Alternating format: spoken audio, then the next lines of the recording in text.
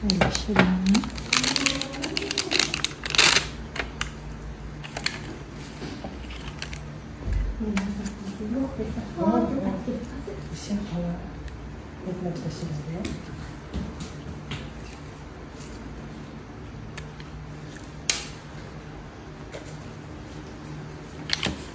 İçki sulusu olib ishlatamiz.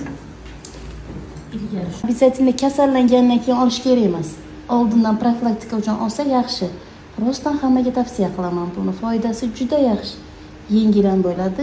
Obязательно kasal bo'lib miyoma qista bo'lish kutish shart emas-da. Oldin olish. Bu oldin olish. Matluba, bas sizda sakrashение, torayish bo'ladi. Shunaqa bitta manda emas, hammada bo'ladi. Bu qindan toraytirib beradi. O'zi effekti shunaqa. Matluba opa, mana vaginalniy zulu qo'ydirishga ikkinchi marta keldingiz.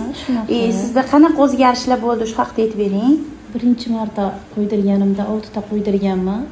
Rosa uyqularim joyiga kelib, mesishnik bo'lganimda ham og'riqlar yo'qolib, yengil bo'lganman. Mana ikkinchi marta kelib oldim hozir yana. Xudo xolasa, bundan keyingisi yanada yaxshi bo'ladi.